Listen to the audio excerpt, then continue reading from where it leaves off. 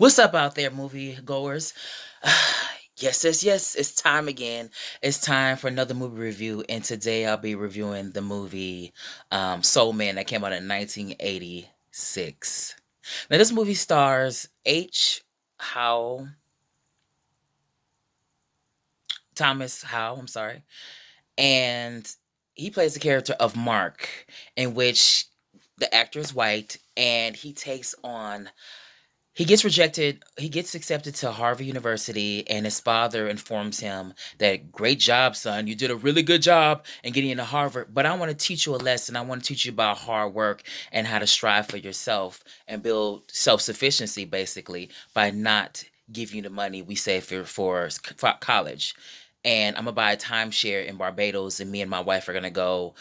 Me and your mother, aka my wife, is gonna go and luxuriate in vacation in Barbados while you try to figure out how to pay for Harvard, which at the time was $10,000 a year. This is 1986. It's definitely increased more than that by now in 2020.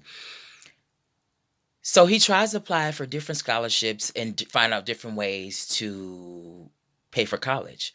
And he finds a scholarship specifically for African Americans. And he decides to take on blackface to pretend to be African American to get the scholarship. His friend, someone he knows who's a science major, who's into science, had these pills where they're experimenting on skin pigmentation. And he decides to be the guinea pig so he can get the scholarship, and it works. The pills makes the skin darker, and he puts on this awful Party City thrift store Goodwill wig to be reminiscent of a Jerry curl, which black people we wore back in the 80s. This movie is so offensive in so many ways because it plays on the mythology of characteristics of black people possess, and it's done in a lighthearted way, but it's so blatantly ignorant. When he gets to the school, him and his friend get into Harvard. He has a friend he goes to high school with who gets into Harvard too. When they actually get there, most of the students there are Caucasian, and they meet a bunch of black students too.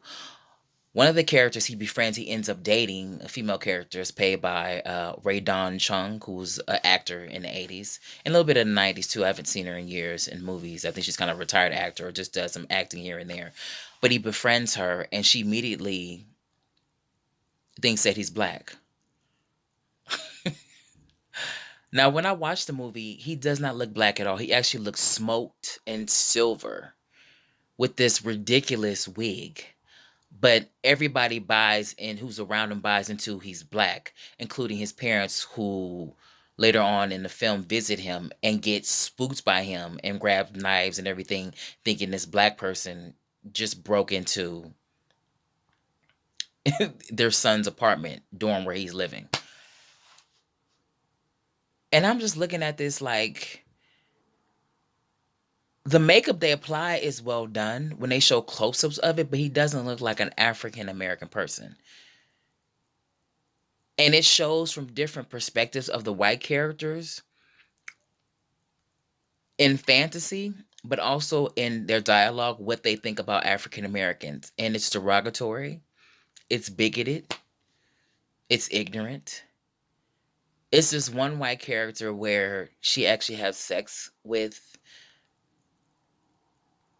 the Mark character, who's pretending to be black, and she goes into these stereotypes of what she always thought it would be like to be with a black man.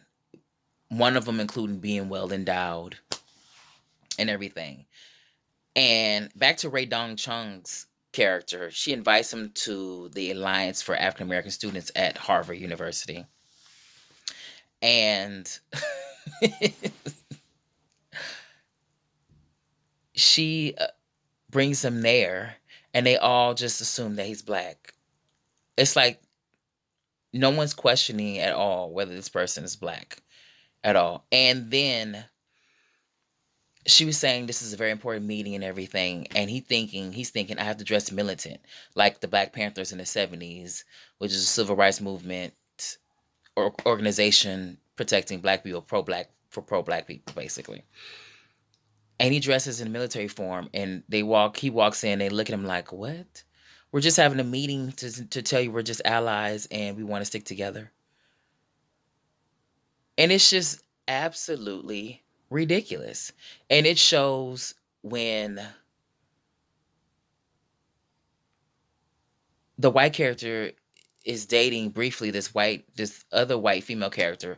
She goes to his family's house, and it's all these different fantasies of what, from the perspective of white people, what they think about him being black, basically about black people, and it's all bad.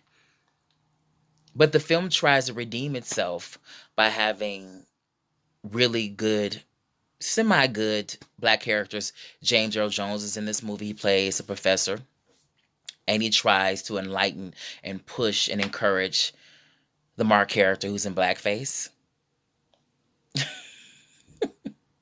It tries to redeem itself by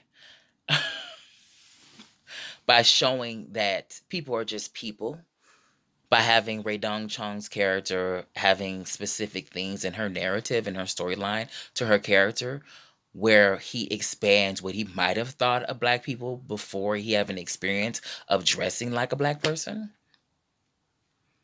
But it's so severe. It's just so bigoted. And not that in real life white people don't think of black people in this way. It's just there's certain ways that you project images of a white person having a broader perspective on cultures, different cultures and ethnicities. I give this film a C.